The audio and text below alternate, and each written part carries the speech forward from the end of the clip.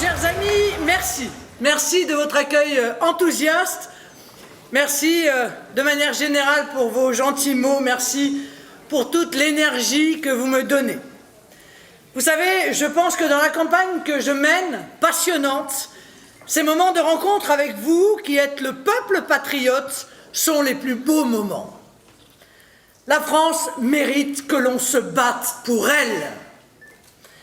La France, c'est plus qu'un État, c'est plus qu'une nation, c'est plus qu'un peuple, c'est plus qu'une économie, c'est plus qu'un territoire, c'est plus qu'une civilisation. C'est tout cela à la fois. Et ceci fait de notre pays une nation à part, qui a marqué l'histoire du monde et qui a encore tant à lui apporter. Et surtout, cela fait de notre nation une nation qui mérite qu'on l'aime, qu'on lui dise, qu'on lui montre.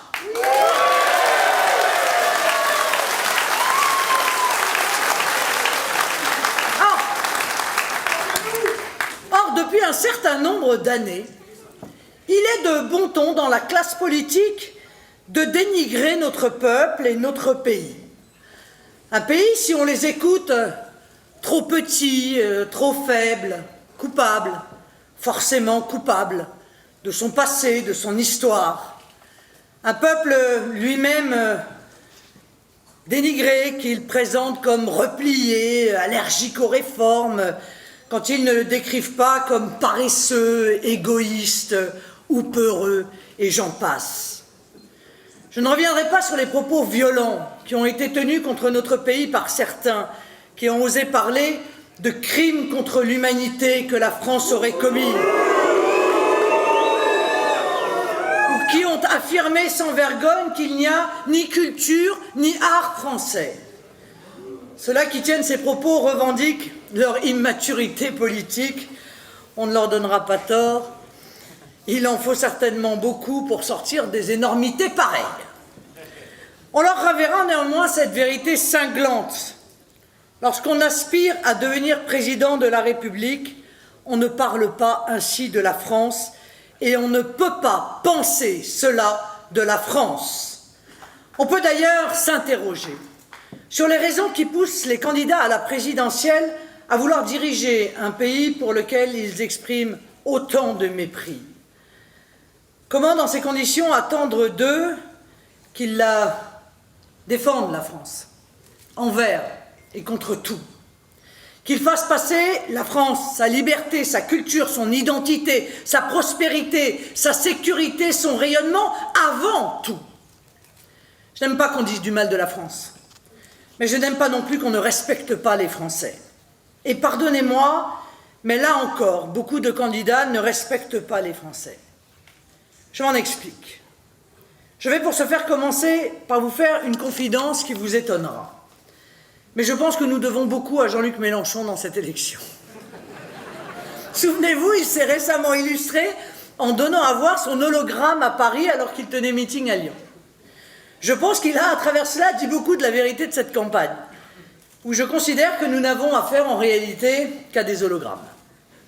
Si vous les prenez un par un, ces candidats à l'élection présidentielle sont des hologrammes. Ils se présentent à vous et vous croyez les avoir devant les yeux, mais en réalité, ils ne sont pas ceux qu'ils prétendent être.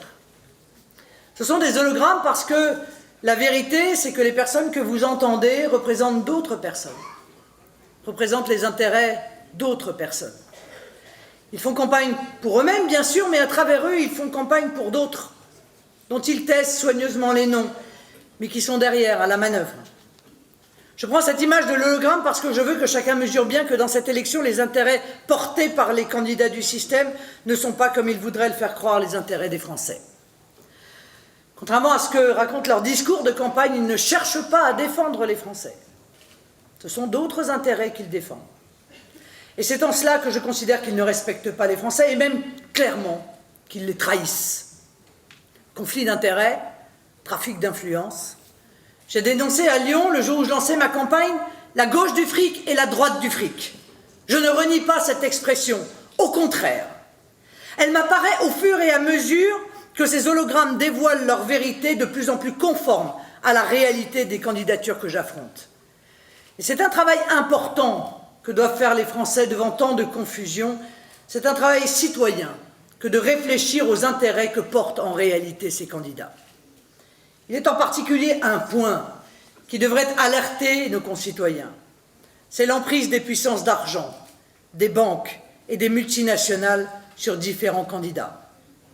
J'ai ainsi dénoncé, dès qu'il a gagné la primaire de la droite, la soumission de M. Fillon au lobby des assureurs.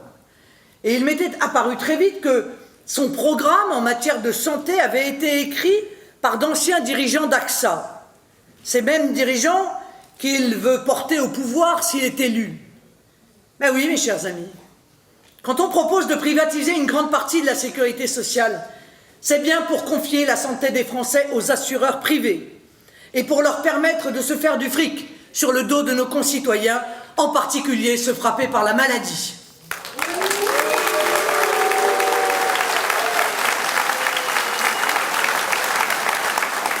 Quand chaque jour amène son lot de révélations sur le rôle de M. Ladrette de la Charrière, aux côtés de M. Fillon. Mais sait-on qu'il s'agit de l'ancien propriétaire de Fitch, l'agence de notation, lourdement mise en cause d'ailleurs dans la crise financière de 2008. Nous sommes là au cœur nucléaire de ces grands organismes financiers dont les intérêts, je vous le dis, sont clairement contraires à ceux du peuple. Alors, allons voir un peu de l'autre côté du chouchou du système, M. Macron. Son parcours personnel, vous savez, de banquier d'affaires, son attitude à la tête de Bercy, tout indique chez M. Macron qu'il entretient des rapports pour le moins troubles à la haute finance. De même qu'il cultive des amitiés révélatrices avec les dirigeants des grandes multinationales. M. Macron, candidat des banques et des puissances d'argent, cela n'échappe plus à grand monde.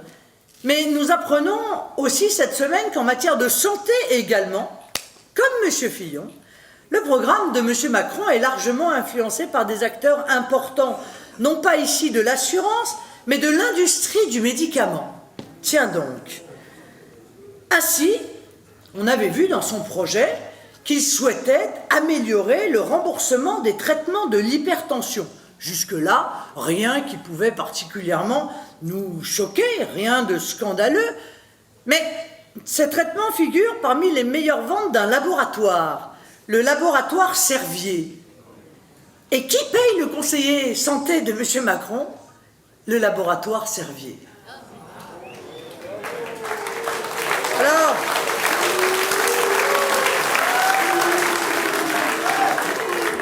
lorsque l'on sait que le conseiller spécial santé de M. Macron, financé par M. Servier, n'est autre que le frère de l'ancien patron de la branche, vous savez, média d'Altis, du groupe de M. Drahi, le désormais célèbre Bernard Mourad, qui a rejoint l'équipe de M. Macron, on commence quand même à comprendre.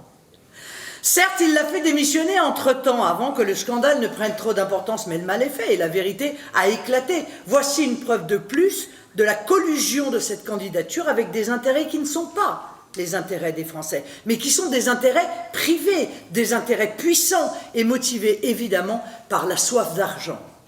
Tout cela n'est pas admissible, mes amis. Alors je demande à chacun d'entre vous, et au-delà de vous, à chaque Français, de faire preuve de discernement. Et au-delà des grands discours, de regarder précisément la réalité de leur programme et la réalité des intérêts que servent ces programmes. Dis-moi d'où tu parles, les plus anciens d'entre vous se souviendront de cette phrase. Dis-moi d'où tu parles. On disait ça en mai 68. Eh bien, je vous le dis aujourd'hui, cherchez à savoir qui parle réellement derrière les candidats à cette élection. À côté des programmes, il y a aussi les silences, les non-dits. Et je vois dans cette campagne de très grosses impasses. Je vois un soin particulier à ne pas évoquer certains sujets. Cette volonté de ne pas aborder certains thèmes pourtant essentiels quand on y vient est elle aussi révélatrice des candidats en présence. Je parle ici par exemple de l'immigration et du communautarisme. Vous aurez remarqué que c'est un sujet dont mes concurrents ne parlent quasiment jamais. Pourquoi n'en parle-t-il pas? Monsieur Fillon d'abord. n'aimerait pas trop qu'on rappelle à son bon souvenir son bilan en tant que Premier ministre de Nicolas Sarkozy sur le dossier. 1 million d'entrées légales pendant la durée du quinquennat. 1 million d'entrées légales pendant la durée du quinquennat Sarkozy-Fillon. C'est un niveau historique. Et c'est une tendance qu'ils ont installée sans bien sûr que M. Hollande ne revienne dessus. Mais à côté de l'immigration légale, il y a les naturalisations, il y a la folle politique d'asile qui a commencé avec eux à exploser. Il y a l'absence totale de lutte contre l'immigration clandestine et la volonté farouche de ne pas toucher au dogme européen sacré de l'effacement des frontières et de la libre circulation. M. Macron, lui non plus, ne parle jamais d'immigration. Enfin, si, il en parle, mais avec les responsables de M. Bouteflika en Algérie. Et s'il n'en parle pas, c'est parce que pour lui, tout va bien à ce sujet. M. Macron, il adore l'immigration de masse. Et il adore la politique de l'Allemagne qui force l'Europe tout entière à subir une crise migratoire inédite. Il s'est même rendu à Berlin, où il est allé faire allégeance, comme François Fillon d'ailleurs, décidément, c'est le tour opérateur de la soumission, vous savez. Il y retourne bientôt d'ailleurs, pour dire tout le bien qu'il pense de l'accueil par Mme Merkel d'1,5 million de migrants, dont un tiers ont disparu dans la nature. Et personne ne sait où ils sont. Bon, nous avons quand même une petite idée. Au moment même, d'ailleurs, où l'Union européenne a annoncé qu'elle réfléchissait à mettre en place une punition pour les États qui refuseraient d'accepter ce qu'ils appellent les relocalisations. Je ne comprends même pas pourquoi ils appellent ça comme ça, parce que pour relocaliser, il faut que ça ait été localisé. En réalité, l'installation des migrants dans les différents pays de l'Union européenne. Ils ont même réfléchi à ce que les pays soient condamnés à 250 000 € d'amende par migrant qui ne serait pas accepté. Parallèlement, ils réfléchissent également à mettre en œuvre un véritable chantage à l'égard des pays de l'Union européenne. Si vous n'acceptez pas les migrants, alors vous n'aurez pas les contributions, les aides, FEDER, etc., que livre l'Union européenne. C'est ça maintenant l'Union européenne. Or, quand M. Fillon vient nous dire, pardon, mais quand il vient nous dire, moi je fais confiance à l'Union européenne pour régler le problème de l'immigration et pour maîtriser les frontières extérieures de l'Union européenne, et qu'on voit ça, on se dit, mais il y a un mensonge absolu à l'égard du peuple français. Parce que l'Union européenne, elle n'est pas là pour empêcher l'immigration.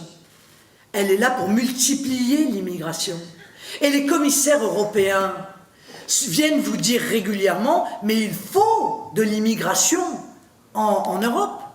Donc comment peut-on imaginer de confier à une Union européenne qui souhaite une immigration massive en Europe le soin de nous préserver d'une immigration massive? Ça n'a absolument aucun sens.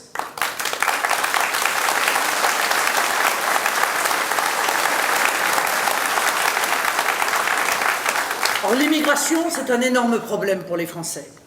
C'est un immense problème pour la laïcité. C'est un problème pour la sécurité. C'est un problème pour nos comptes publics. Ah, c'est sûr, ce n'est pas vraiment un problème pour les amis de M. Macron. Ce n'est pas un problème pour l'ami de M. Fillon, M. Ladrette de la Charrière, qui est d'ailleurs assez œcuménique, puisqu'il avait œuvré avec Mme Aubry dans une fondation appelée « Agir pour les banlieues ». Ce n'est pas un problème pour le grand patronat, qui ne cesse de demander davantage d'immigration parce qu'elle permet d'embaucher à bas coût, de peser à la baisse sur les salaires. Ça a tellement bien marché depuis la moitié des années 70. Pourquoi est-ce qu'il ne continuerait pas? Il est inquiétant, mes amis, que personne ne veuille parler d'immigration dans cette élection. Eh bien, moi, j'en parle. Et je dénonce les problèmes qui se posent, et je continuerai à le faire, et je réglerai ces problèmes si vous me faites la confiance de m'élire à la tête de l'État. Hier, mes amis, à l'occasion de la journée des droits de la femme, je suis allé sur un certain nombre de plateaux, on a parlé d'un certain nombre de choses, et je me suis senti obligé d'écrire un billet sur mon blog, où je m'alarme des reculs spectaculaires de ces droits dans notre pays. Je dénonce que les femmes ne peuvent plus s'habiller comme elles le souhaitent, notamment dans un nombre de plus en plus important de quartiers, dans les transports en commun d'un nombre de plus en plus important de villes. Je reparlerai tout à l'heure de cette liberté bafouée. Mais je note pour l'instant que M. Macron, lui, ne fera rien pour les droits des femmes. Lui qui a mis dans son projet qu'il ne s'opposera pas au burkini, cette scandaleuse régression. N'attendez pas non plus dans ce domaine d'avancée de la part de M. Fillon sur le sujet, puisque M. Fillon était celui qui était parti inaugurer en France la plus grande mosquée d'Europe, à côté d'une petite fille prépubère à qui on avait déjà imposé le voile. Je mettrai sur la table jusqu'au scrutin toutes les vérités que certains ne veulent pas entendre sur ce sujet, et vous pouvez compter sur moi. On ne peut d'ailleurs, mes chers amis, que sourire ou pleurer, ça dépend si on est pessimiste ou optimiste, de voir ces pseudo-nouveaux candidats qui veulent, soi-disant, rompre avec la vieille politique. Bien, alors on les a vus s'entourer de personnages qui s'activent plus ou moins discrètement d'ailleurs pour soutenir leur poulain et qui sont les symboles de ce dont les Français ne veulent plus. Il y a d'abord les fantômes qui rôdent derrière ces candidats, vous savez, les François Bayrou, les Jean-Christophe Lagarde. Oh, mais ne les huez pas, ce sont des experts en négociation électorale. Les gardiens du temple de la vieille politique, celle des combines, des arrangements d'appareils, qui monnaient cher d'ailleurs leur soutien. Soyez lucides sur le rôle de ces vieux briscards, ils sont là pour arranger la distribution des postes, ils se payent en circonscription législative. 96 promises par Macron à Bayrou, 96 par Fillon à Lagarde. Qui dit mieux? Et ainsi, par magie d'ailleurs, les critiques disparaissent. Les combats sont jetés aux oubliettes. Bayrou avait combattu férocement Macron pendant des mois. Peut-être même a-t-il été celui qui a eu les mots les plus durs contre Macron. Et puis il a retourné sa veste à quelques semaines de l'élection. Lagarde a été l'un des plus virulents contre Fillon la semaine dernière quand tous ses soutiens désertaient. Et le voici qui revient plus vite que son ombre, manger à la gamelle des républicains toute honte bue. Voilà la réalité. Voilà la tambouille politicienne dont nous ne voulons plus. Où est le projet de gouvernement? Où est la sincérité de l'engagement politique? Où sont les valeurs de ces gens? Même méthode, même retour des dinosaures. François Hollande, Bernard Cazeneuve. Mais aussi, maintenant, entrent dans la ronde les commissaires européens. Je veux dire, quand on a des amis comme ça, on n'a pas besoin d'ennemis. Le système, en réalité, fait absolument tout pour essayer de se survivre à lui-même. N'ayez aucun doute, mes chers amis, je vous l'annonce, ils utiliseront tous les moyens, même illégaux, même immoraux, même antidémocratiques, même anti-républicains, mais contre la gauche du fric, contre la droite du fric, contre le système cupide, nous faisons campagne pour le peuple français.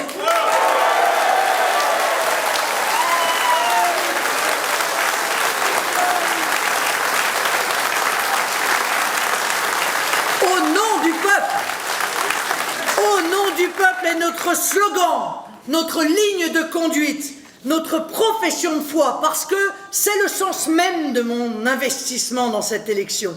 Porter les intérêts du peuple de France, porter l'intérêt supérieur du pays, l'intérêt général contre les intérêts particuliers, les intérêts privés qui veulent mettre la main sur le pouvoir. Dans cette élection, il n'aura échappé à personne que je porte la liberté du peuple, sa liberté à être lui-même et à décider pour lui-même.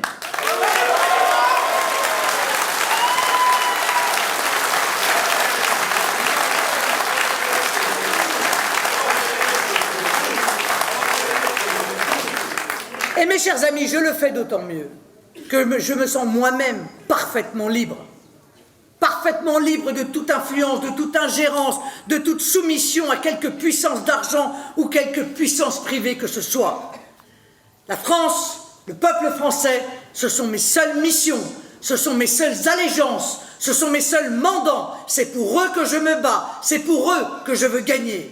Je suis libre et je porte la liberté du peuple. C'est l'étendard qui me guide dans cette campagne. Et c'est le principe fondamental sur lequel j'ai bâti mon projet. La liberté du peuple, sa liberté dans tous les domaines. Mon projet est d'abord un projet de liberté. Car oui, je souhaite refaire de la France le pays de la liberté. Je veux renforcer les libertés individuelles. Ce sont elles qui permettent à l'individu de s'épanouir et d'être protégé. Je veux protéger la plus grande expansion possible de la sphère privée de chacun d'entre nous, celle précisément où s'épanouissent les libertés individuelles. Elle ne doit avoir que deux limites, celle de la sphère privée des autres et celle de l'espace public. L'espace public, lui, comprend tous les éléments que nous devons mettre en commun pour constituer une communauté nationale pacifiée et protégée.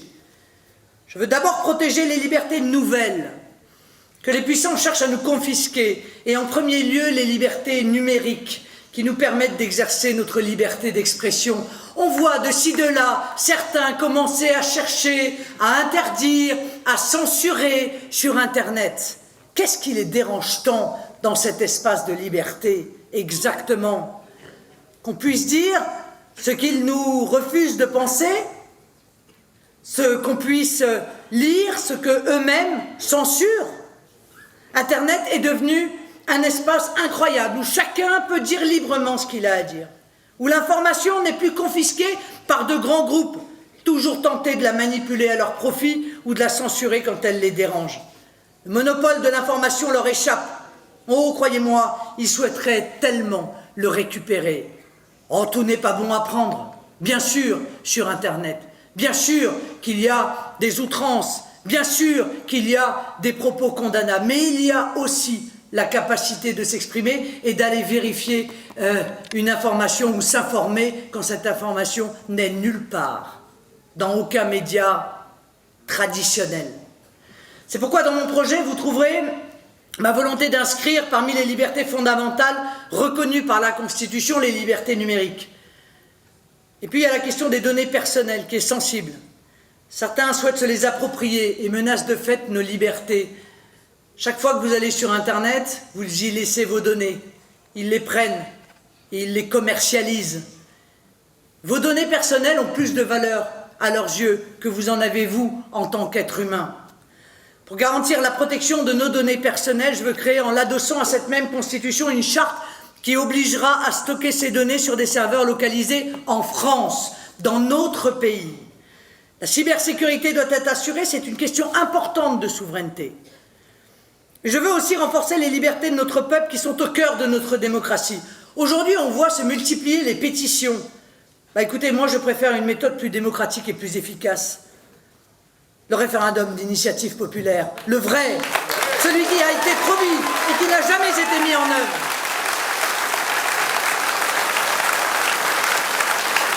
Il suffira de 500 000 signatures d'électeurs pour déclencher obligatoirement un référendum d'initiative populaire. C'est la pierre angulaire de la démocratie de contrôle que j'appelle de mes vœux, pour que le peuple soit au cœur des décisions et puisse se saisir de tous les sujets.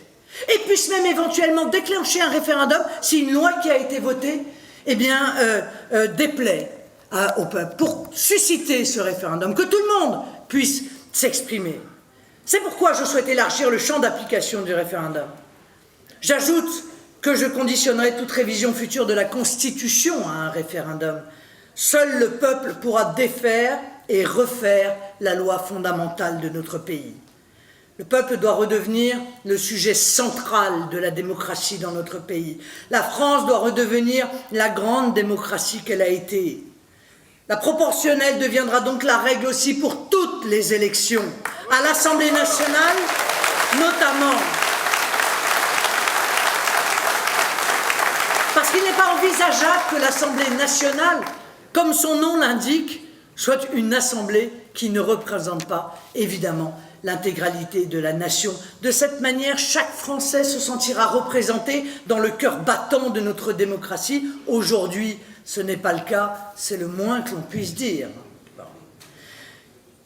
Et je ne supporte plus d'entendre tous ces moralisateurs qui font semblant de se lamenter sur le désintérêt des Français pour la politique, mais qui refusent dans le même temps précisément que toutes les opinions politiques soient représentées selon leur poids réel. Il faut rendre la parole au peuple, parole dont il a été clairement dépossédé au fur et à mesure du temps. La promotion de ces libertés nouvelles ou menacées ne m'empêchera pas de développer des libertés qui nous semblent plus définitivement assurées. Il faut conforter la liberté d'association dans les seules limites exigées par l'ordre public. Je pense notamment à la ruralité, où les structures associatives de toute taille doivent être soutenues pour encourager les actions culturelles, sportives, humanitaires, sociales, éducatives. Elles sont à la base de l'animation de nos territoires. La vie associative, c'est le contraire de la marchandisation de toutes les activités humaines. Nous ne devons pas être soumis à la seule loi du profit. Vous savez, un peu de fraternité, ça fait aussi du bien. Quand on sait que ce sont des millions de nos compatriotes qui s'engagent dans les associations de manière bénévole, il faut rester conscient que s'il n'y avait pas cet esprit-là, eh bien, il n'y aurait plus de vie sociale, culturelle, sportive dans nombre de nos territoires. Alors il faut leur rendre hommage et il faut les respecter et il faut les remercier de cela. Mais je veillerai aussi à ce que l'objet de ces associations soit respecté. Parce que, hélas, de plus en plus souvent, des organisations islamistes ont su utiliser les structures associatives pour répandre leur idéologie de haine. Dans certains quartiers, pour des raisons clientélistes, des élus ont fermé les yeux et des associations sans activité réelle ont été grassement subventionnées, parfois justement pour diffuser leur idéologie de haine de la France. Oh, vous trouverez de temps en temps un article qui y fait référence, mais le moins qu'on puisse dire, c'est que l'information n'est pas générale et pourtant il y a des vraies inquiétudes, notamment dans des associations sportives, notamment autour d'associations sportives de football, où ils ont tiré la sonnette d'alarme en disant « Attention, attention, il y a de plus en plus dans les grandes villes d'associations qui sont tombées véritablement sous la coupe de fondamentalistes islamistes. » Mais ces dérives doivent cesser. Nos associations sont notre richesse. Et nous sommes, c'est vrai, de moins en moins riches. Alors nous devons les protéger de ceux qui veulent s'en servir à leur seul profit personnel ou contre notre République. Je veux aussi libérer les TPE-PME des contraintes qui pèsent sur elles et qui les briment inutilement. Oui, je veux privilégier les TPE-PME plutôt que les grands groupes, mais c'est un choix et je l'assume totalement, parce que c'est un choix que j'estime essentiel. Pourquoi je veux le faire? Parce que ce sont elles qui créent des emplois. Et elles sont un levier important pour retrouver notre prospérité. Alors ça passe par toute une série de mesures. Alléger la complexité administrative et fiscale qui pèse sur elles en créant un guichet unique qui centralisera les déclarations et les démarches, baisser les charges, en redirigeant vers elle 50 milliards d'euros, dont une grande partie a été en réalité mise en œuvre au bénéfice des grands groupes.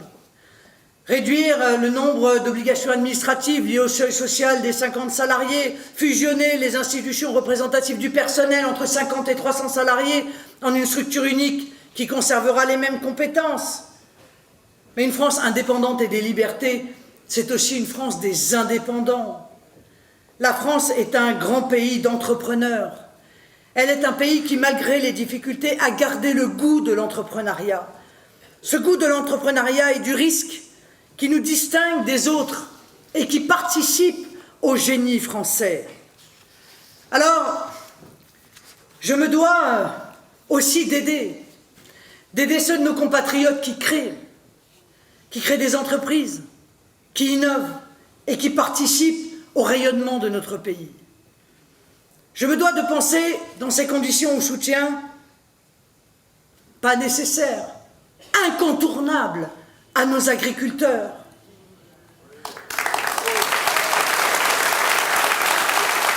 Ce sont des grands changements qu'il faut mettre en œuvre à leur profit. Et j'ai exposé ces grands changements encore très récemment au Salon de l'Agriculture.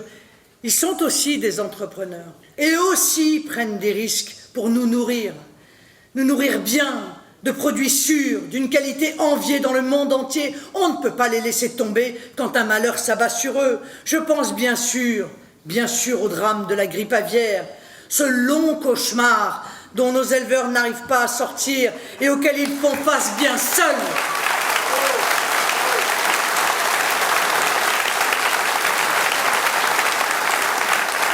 L'État, lent, radin, ne semble que peu concerné par les drames humains qui se multiplient.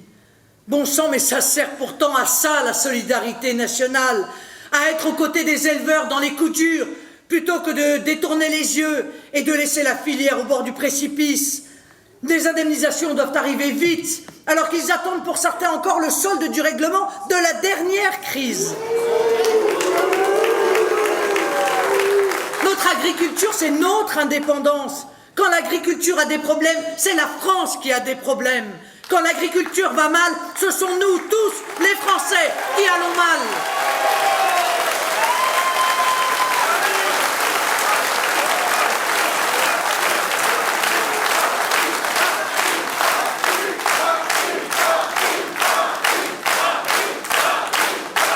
En les défendant, mes amis, c'est nous que nous défendons.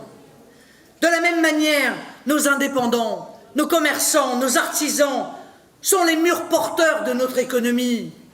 Il faut aider ceux de nos compatriotes, encore une fois, qui créent. L'esprit d'entreprendre ne prospère pas sans un minimum de liberté d'entreprendre. Et pour cela, nous devons soutenir ceux qui veulent prendre des risques, et ils doivent se sentir protégés. Je mettrai donc fin au RSI, ce RSI mis en place sous le gouvernement de François Fillon.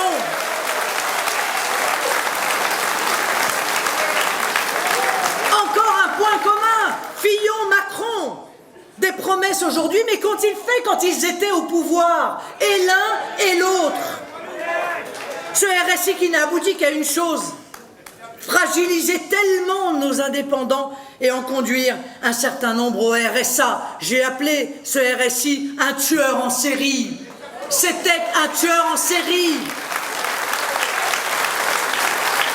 Alors je proposerai un régime nouveau qui répondra à leurs besoins et les protégera réellement sur la base de l'autodéclaration, parce que là aussi, je ne supporte plus cette suspicion systématique à l'égard des artisans et des commerçants, comme s'ils étaient des délinquants en puissance.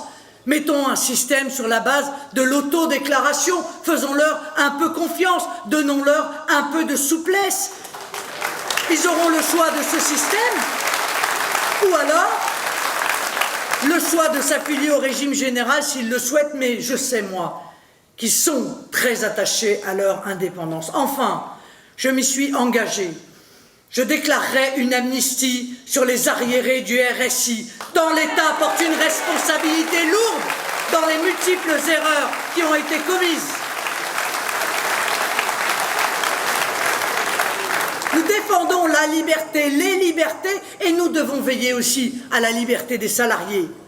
Et pour assurer cette liberté, il faut qu'ils soient effectivement représentés et défendus. Il n'est pas normal que le taux de syndicalisation en France soit l'un des plus faibles, sinon le plus faible, des pays industrialisés. Le monopole de représentativité qui a été accordé aux centrales installées les a transformées en bureaucratie rivale, en corporations qui défendent leurs seuls intérêts plutôt que ceux des salariés. Dans le même temps, elles se sont politisées au point d'en perdre leur nécessaire indépendance.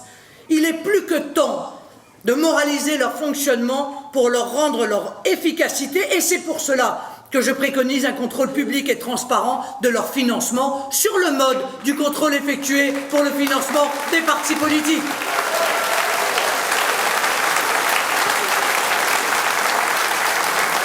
Et c'est aussi pour cela que je propose d'instaurer une véritable liberté syndicale par la suppression de ce monopole qui bride l'initiative de ceux qui cherchent à redonner vie au dialogue fécond dans l'entreprise. Faisons avec les syndicats comme avec les partis politiques. S'il y a des gens, ils ont la liberté de se créer et en réalité, ils existeront s'il y a des gens pour voter pour eux. Ça, c'est beaucoup plus sain comme fonctionnement que le fonctionnement actuel. Mais vouloir renforcer les libertés est un vœu pieux si nous restons pieds et mains liés, si nous ne trouvons pas la clé de la geôle dans laquelle ils nous ont collés. Rien de tout cela ne sera en effet possible sans une liberté fondamentale, qui est la liberté de la France. Comment la France pourrait-elle redevenir un pays de liberté si nous continuons à recevoir nos ordres des technocrates de Bruxelles et de l'Union européenne? Si on nous impose par le haut ce que le peuple de France ne veut pas, vous l'aurez donc compris, la liberté de tous ne sera assurée que d'une seule manière, rapatrier en France notre souveraineté. Assez du pilotage automatique de notre pays par la tour de contrôle de Bruxelles. Nous voulons repasser au pilotage manuel par le peuple français. Nous devons donc d'abord retrouver notre souveraineté monétaire et économique, retrouver la maîtrise de nos frontières, retrouver l'autorité supérieure de nos lois. Alors oui, je veux que nous ayons notre monnaie nationale, pour que nous assumions nos choix politiques en toute liberté.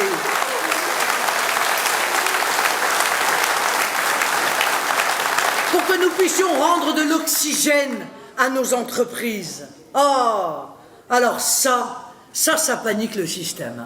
Ouh là là, ils en font c'est pas des articles, des journaux entiers, encore ce matin. Il y a quand même quelque chose qui est piquant. C'est que les mêmes qui nous expliquaient qu'il fallait absolument que nous rentrions dans l'euro, que c'était merveilleux, que ça allait nous apporter la prospérité, que ça allait permettre l'augmentation des salaires, que nous allions avoir plus de pouvoir d'achat. Les mêmes qui nous disaient cela sont ceux qui aujourd'hui nous disent « Mon Dieu, surtout, il ne faut pas en sortir ».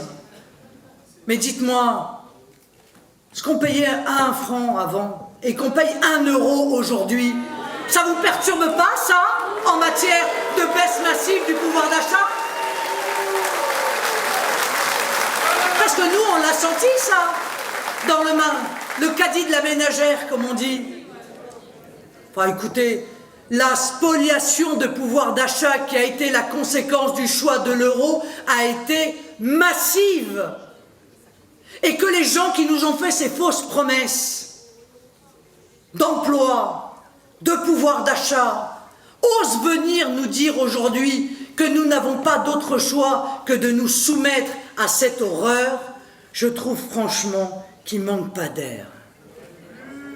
Moi, je ne veux pas des menaces de la BCE à Francfort.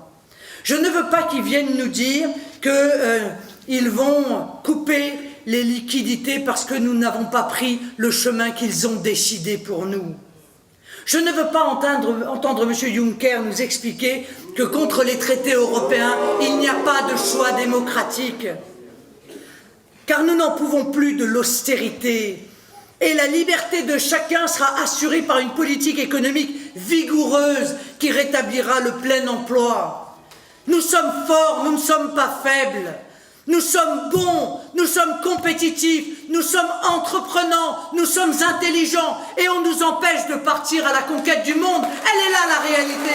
Et dit, nous devons retrouver également notre souveraineté législative. Parce que les lois qui s'appliquent en France et aux Français doivent être décidées par les représentants du peuple français, quand ce n'est pas par le peuple français directement. Aujourd'hui, nos parlementaires ne décident plus de rien. Ils se battent comme des chiffonniers pour être élus à l'Assemblée nationale où en réalité ils sont une caisse d'enregistrement des directives européennes qui tombent directement de Bruxelles. Il ne faut que transposer des directives qui arrivent par centaines et qui sont imposées encore une fois de tout là-haut par la bureaucratie de l'Union européenne. Nous rétablirons le Parlement dans la plénitude de ses fonctions. C'est aussi non seulement un acte de liberté, mais un acte de respect pour vous, afin qu'il vote des lois moins nombreuses, mieux pensées, et surtout qui répondent à nos intérêts.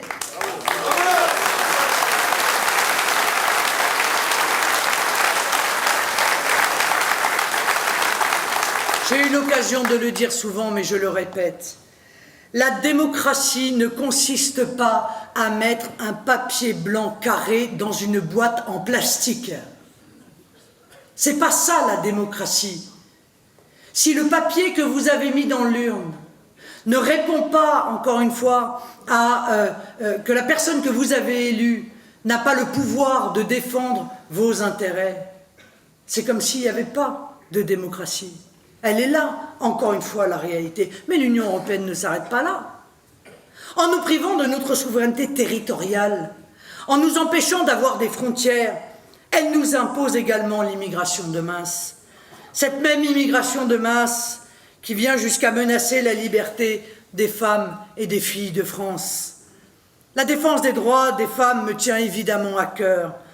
En ce lendemain de journée mondiale, je dois le dire, mais elle est mise à mal par l'immigration de masse. Qui ose le dire à part nous?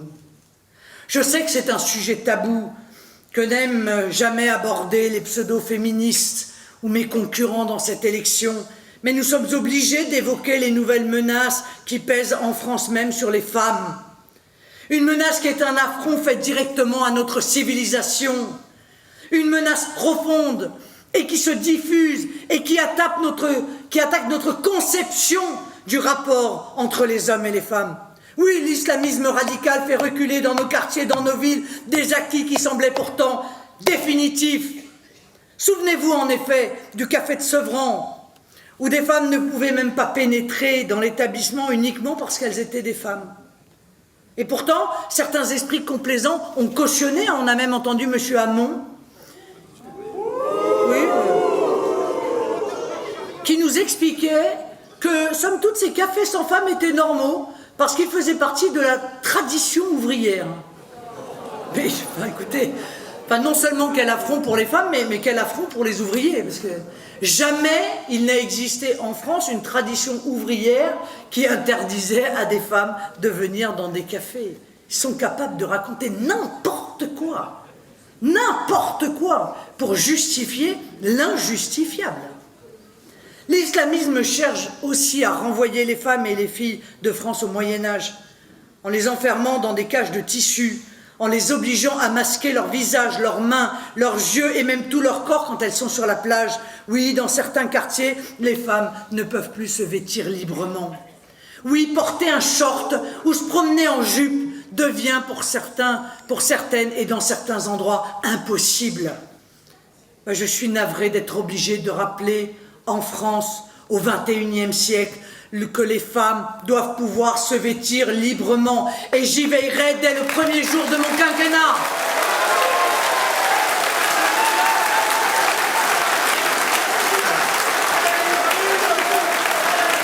La France que j'aime, la France que vous aimez, ce n'est pas celle de la burqa, ce n'est pas celle du burkini.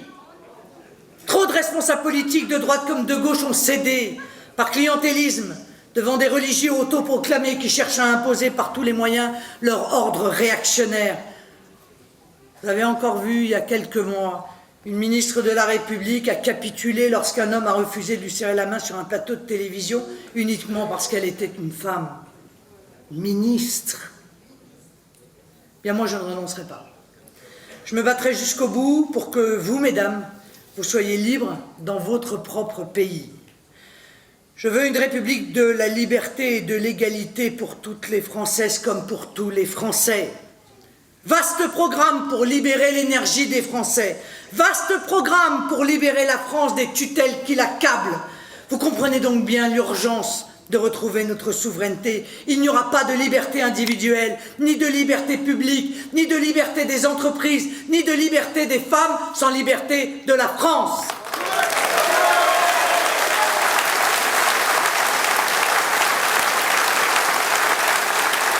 Mais c'est bien ensemble, nous, les patriotes, que nous ferons de la France à nouveau un grand pays libre et sûr. La liberté, elle n'est jamais assurée. Il faut s'engager à la défendre. Mes chers amis, aidez nos compatriotes à ouvrir les yeux sur les enjeux. Je ne doute pas, je suis sûr que nous pourrons rassembler une majorité de Français sur le beau projet qui est le nôtre. Portez haut l'espoir qui nous anime, portez haut nos valeurs, portez haut cette exigence de liberté que nous chérissons, portez haut la campagne, au nom du peuple, vive la République, vive la France!